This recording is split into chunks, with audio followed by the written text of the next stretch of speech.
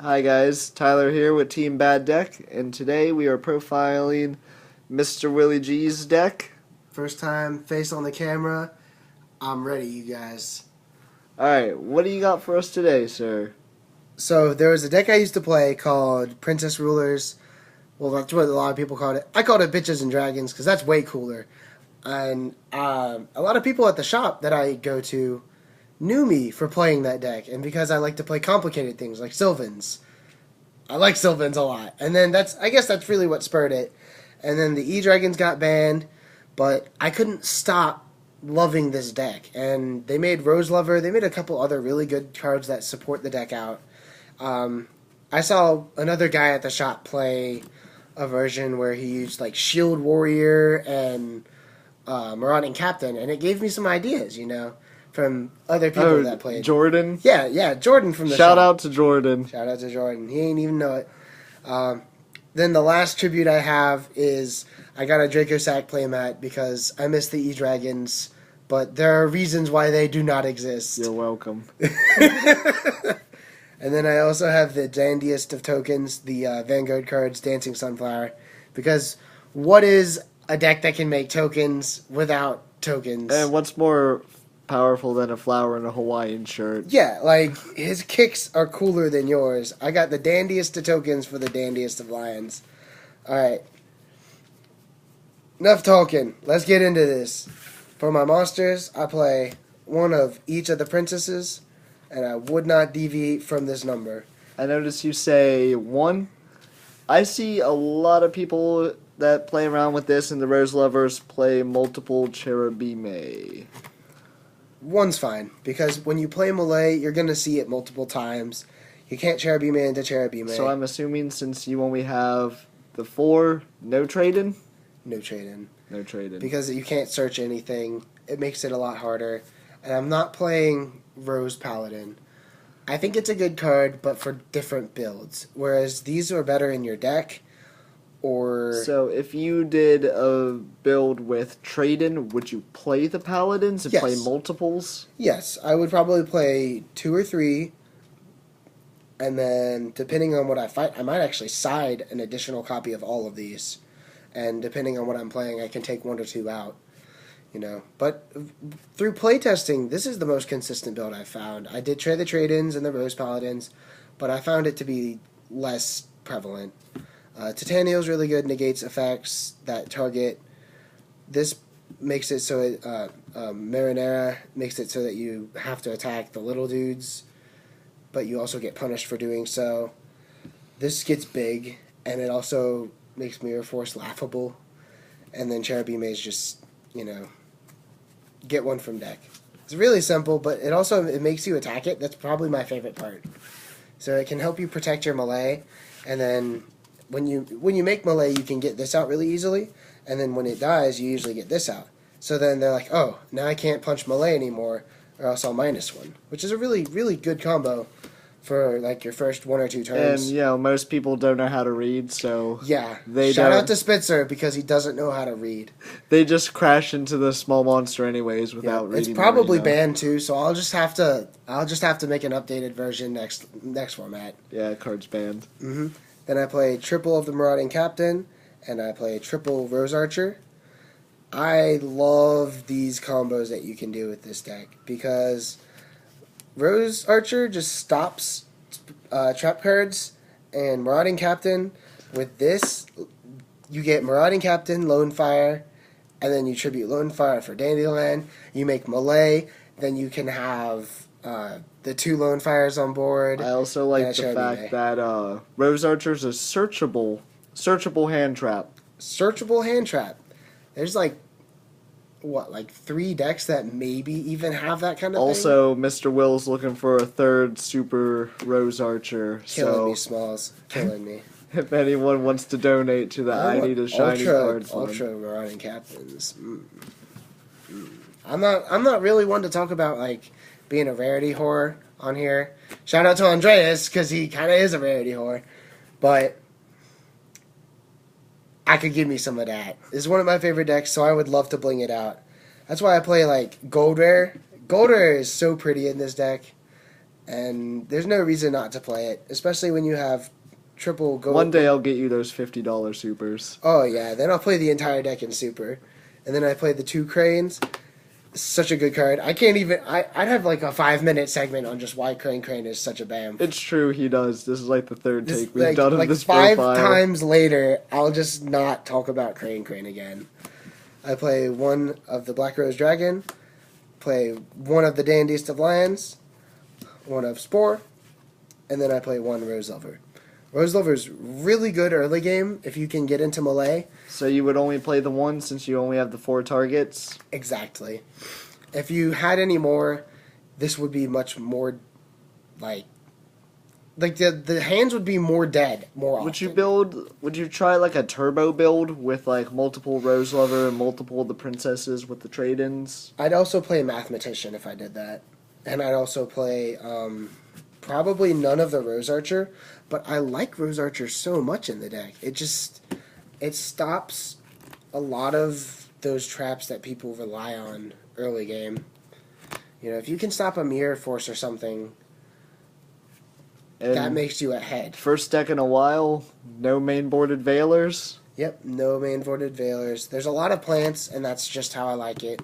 I like the Breach Dragon just because you have an option to make Black Rose Dragon in 2 tokens. And, you know, if you opt to play it, Moonlit Rose Dragon. When Clearwing comes out in May, Clearwing's going to be awesome. Yeah, Clearwing Dragon's a thing. I'm not going to deny that. And I play triple Miracle Fertilizer, triple Rhoda, triple Upstart, triple MST. These are all pretty standard for most decks that can search for warriors and or use plants, I guess. And then I don't want to lose to back row. Like, Yosenju's a really hard matchup for me. I actually do side like triple and Mirror Force if I see a lot of Yosenju players. You side to Torrential too? Yes, I would side a Torrential. Because I can actually be okay after getting hit by Torrential. I actually thought about siding the bottomless. I hate Comma 1. Comma 1 is just, nah, just get that out of here. Then I play 1 of Soul Charge, 1 of Regeki, 1 of Book of Moon, 1 of Foolish. Foolish helps me see all of my, like, combo pieces really on. Because if I open up with, like, Marauding Captain and Dandelion, I won't have a Lone Fire Blossom in graveyard to really abuse it with.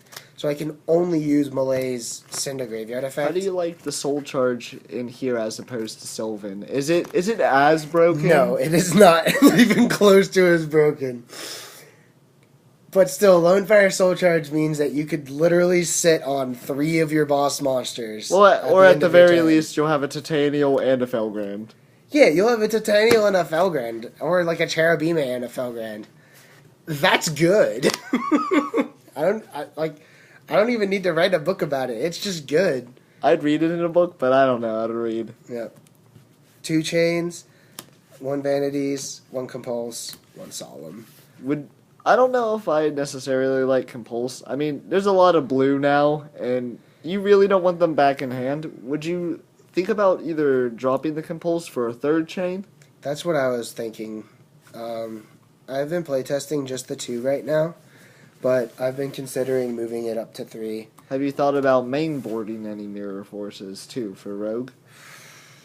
Not as much, because like effect negation is just too prevalent. Especially if somebody drops Trish on you, you want to stop it, or say they drop Deneb and they don't have their counter trap set or whatever, say they go second, you know. You want to stop your opponent and then be able to react adjustingly to the plays that they actually do get off. That's the best thing about the deck, is that you can react a lot to the plays that your opponent makes. You can formulate a winning image based on that. For my extra deck, I play 2 of the Lorax. It's fucking good. I'm not even going to... 10 more minutes and I'll Foolish Burial and Monster Reborn. Yeah, Foolish Burial and Monster Reborn. Like, those 2 cards are at 1.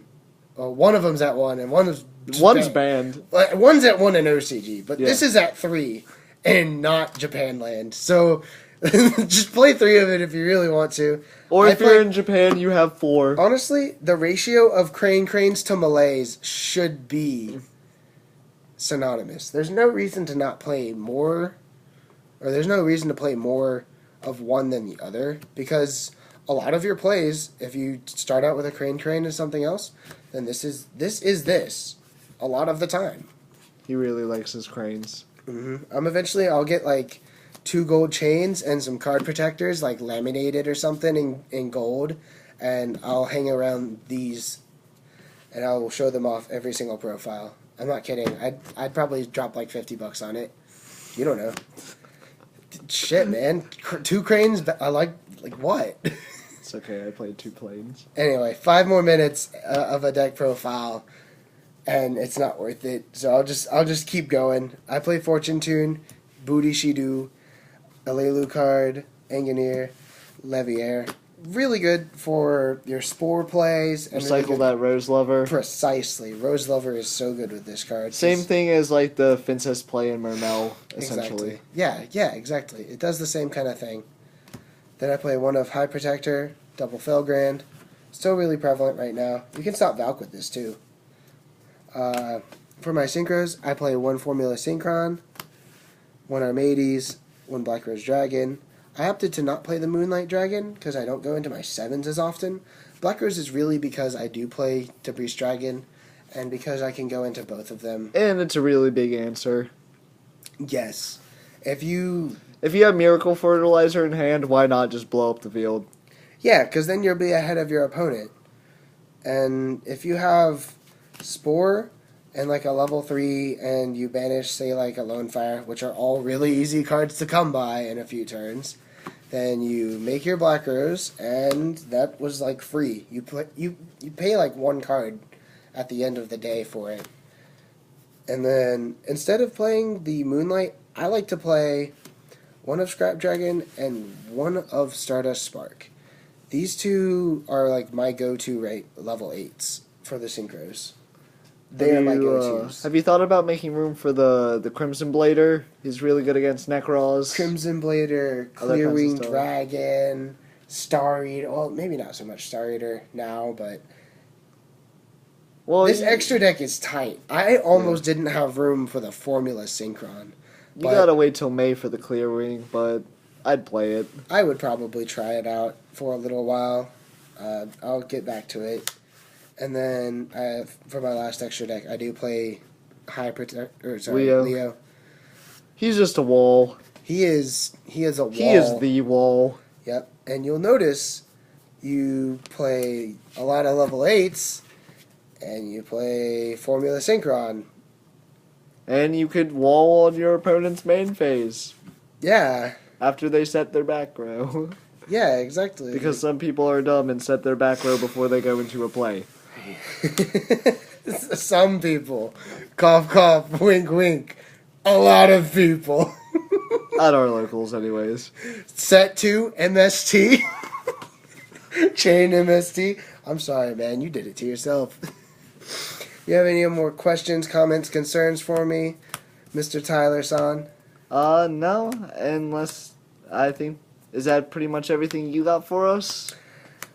I could probably talk for like 2 years about this deck and Dragon Rulers and Princess Rulers. If you guys are curious about sideboard, it's all pretty generic stuff for our locals. A lot of Tellarknight BA hate, a lot of Rogue hate, mostly Tellarknights. 2 Dust Tornadoes does a lot of work for this deck. There's not a whole lot of Necros players at our locals. You get like a lot of the like somewhat generic side. You know, you'll see Floodgates.